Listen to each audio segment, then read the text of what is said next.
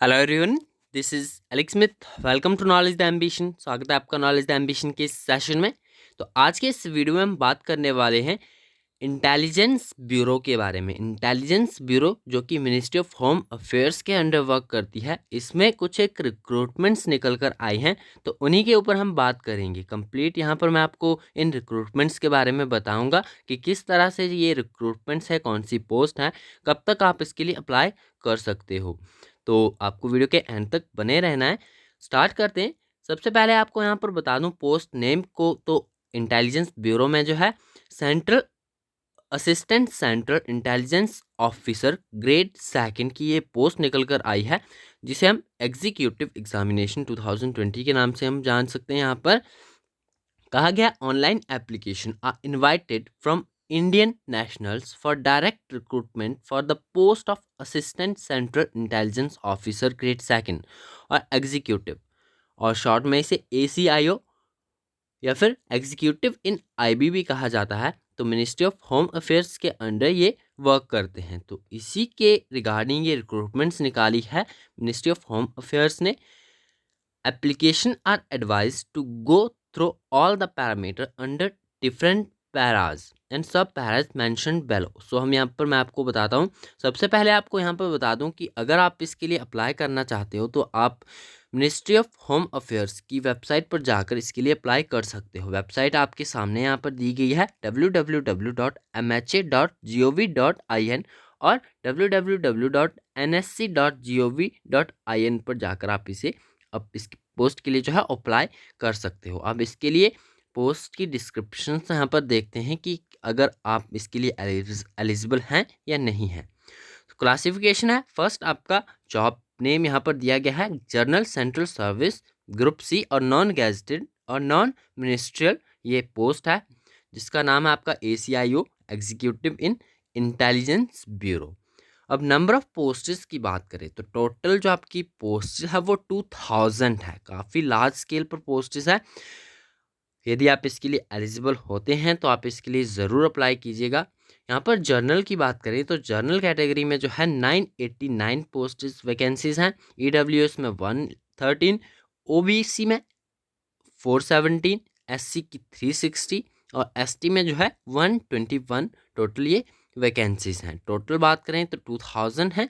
Level 7, अब पे scale यहाँ पर दिया गया है लेवल 7 का, ये ग्रेड पे स्केल दिया जाएगा। इसके बारे में हम ज़्यादा बात नहीं करेंगे। एसेंशियल क्वालिफिकेशन पर जाते हैं तो आप इसके लिए एलिजिबल तभी होंगे जब आप ग्रेजुएट होंगे, क्योंकि एसेंशियल जो क्वालिफिकेशन बताई गई है ग्रेजुएशन और equivalent from a recognise university. तो यानी यदि आपने ग्रेजुएशन कर ली है तो आप इसके लिए एलिजिबल है, आप इसके लिए अप्लाई कर सकते हो। और मैं कहूँगा कि आप ज़रूर अप्लाई कीजिएगा, क्योंकि लार्ज स्केल है, यहाँ पर लार्ज नंबर ऑफ़ वैकेंसीज़ हैं। 2000 टोटल नंबर ऑफ़ वैकेंसीज़ हैं, तो काफ़ी ज़्यादा चांसेस बढ़ जाते हैं।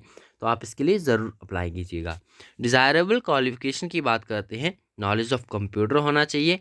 साथ ही में एज लिमिट यहाँ पर दी गई है 18 to 27 ईयर्स, यानी आप 18 से 27 साल के बीच के हो तो आप इसके लिए अप्लाई कर सकते हो। बाकी आपकी अपर एज लिमिट में रिलैक्सेशन दिया गया है 5 साल का for SC and ST and 3 साल का जो है वो OBC कैंडिडेट्स के लिए भी दिया गया है। Upper age limit is relaxable for departmental candidates up to 40 years of age. अब यहाँ पर डिपार्टमेंटल जो कैंडिडेट्स हैं, यदि आप किसी भी डिपार्टमेंट में जो है वो वर्क कर रहे हैं तो उनके लिए भी जो है रिलैक्सेशन ये दिया गया है up to 40 years of the age. The age limit is relaxable up to age of 35 for the general candidates and up to 40 years for SC and ST in case of widows. Divorced women and women judicially separated from their husband are not remarried। तो जो भी widows हैं, divorcee हैं, तो उनके लिए भी age relaxation दिया गया है। एज लिमिट रिलैक्सेशन दिया गया आपका एक्स सर्विस मैन के लिए as well as candidate who were domicile in Jammu and Kashmir from 1 January 1980। तो जम्मू एंड कश्मीर के जो आपके कैंडिडेट्स हैं उनके लिए भी यहाँ पर रिलैक्सेशन दिया गया है एज में। नेक्स्ट आपका एज लिमिट में रिलैक्सेशन और दिया गया है maximum 5 years to meritorious sports person specified in para 1 of the DOPAR number. यहाँ पर आपके जो स्पोर्ट्स पर्सन है उनके लिए भी रिलैक्सेशन दिया गया है। यहाँ पर हम कुछ एक इम्पॉर्टेंट नोट्स दिए गए हैं इनके द्वारा, तो हम इन पर ज़्यादा ध्यान नहीं देंगे क्योंकि ये सभी हम डिस्कस कर चुके हैं पहले ही। सर्विस लायबिलिटी की बात करते हैं यहाँ पर। The post involves all India service liability.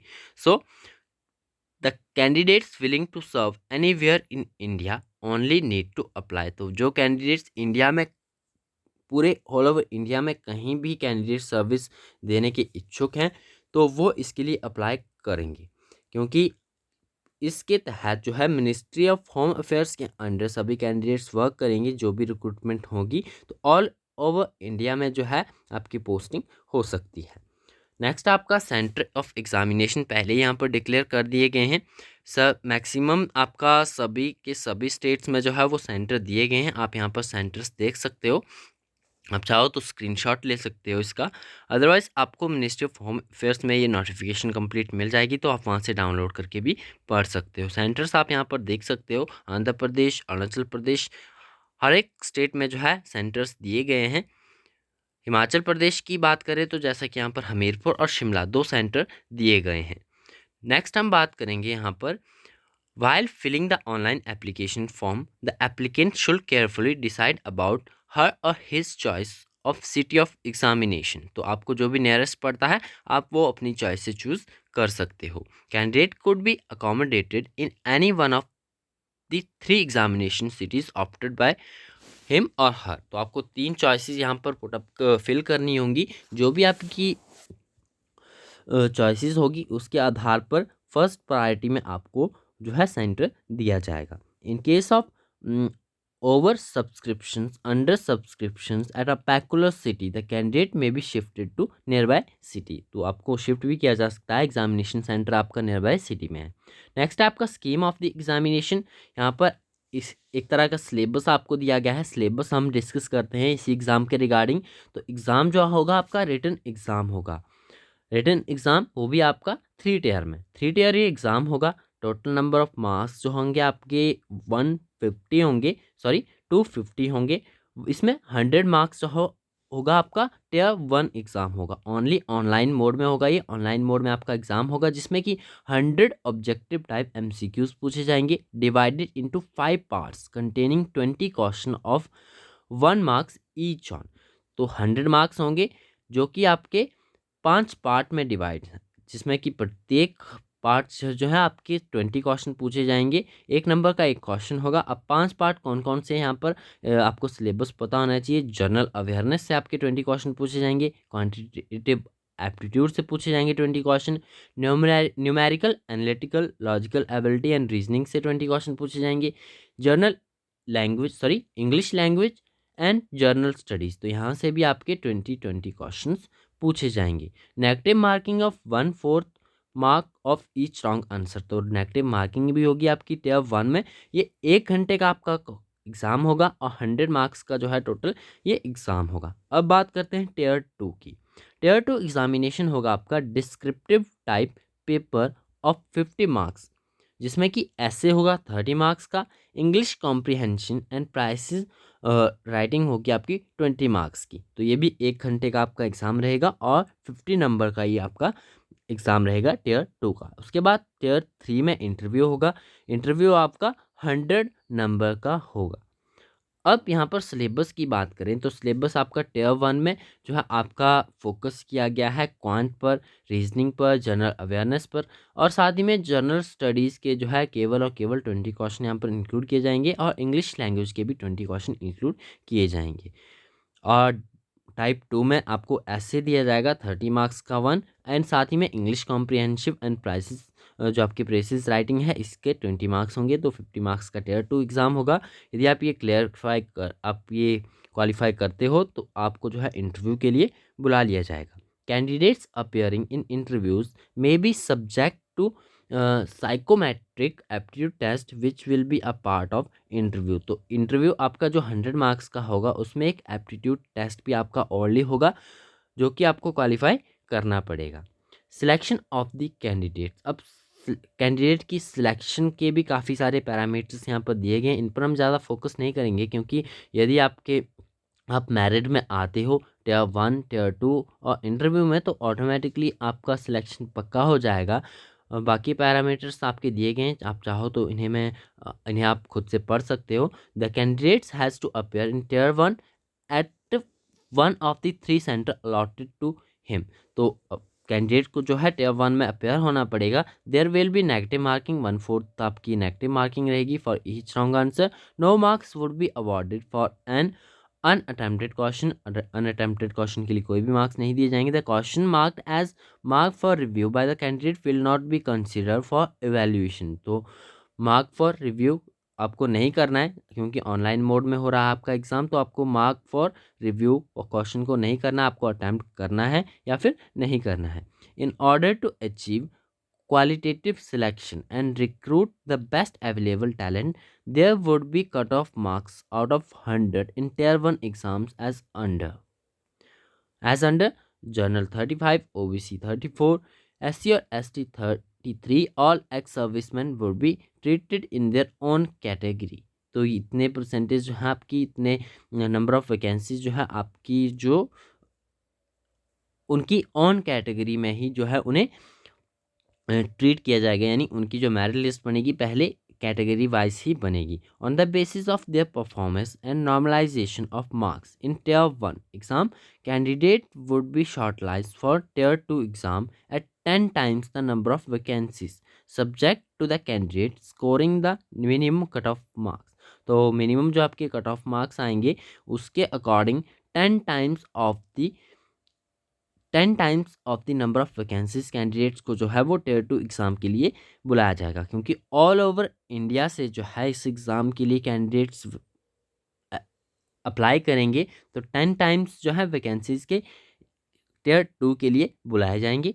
साथ ही बात करें on the basis of their combined performance in tier 1 and tier 2, the candidate would be shortlist for the tier 3 which is called interview at 5 times the number of vacancies। तो 5 times number of vacancies जो है वो interview के लिए बुलाए जाएंगे candidates, to the condition that the candidate secure minimum 33 marks 17 out of 50 in the tier 2 exam. तो tier 2 exam यदि आप टियर 1 क्लियर करते हो, टियर 2 में आपको 50 में से 17 मार्क्स लाने ज़रूरी होंगे।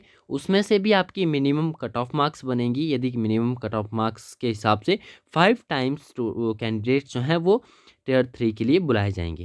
यहाँ पर नोट दिया गया है, cut off for tier 1 and tier 2 exam in different categories may go higher depending upon the marks obtained by candidates and number of vacancies। तो यहाँ पर मिनिमम अगर सिक्योरिंग मार्क्स 33% बताए गए हैं, तो ये आपका सिर्फ एक क्राइटेरिया दर्शाया गया है यहाँ पर, क्योंकि जो भी आपके मिनिमम कट ऑफ मार्क्स बनेंगे, जितने भी अगर आप मार्क्स लेते हो, अगर मेरिट हाई जाती है तो उसी के अकॉर्डिंग 5 times जो 10 times है वो टियर 2 के लिए बुलाए जाएंगे और 5 times जो है वो टियर 3 के लिए बुलाए जाएंगे।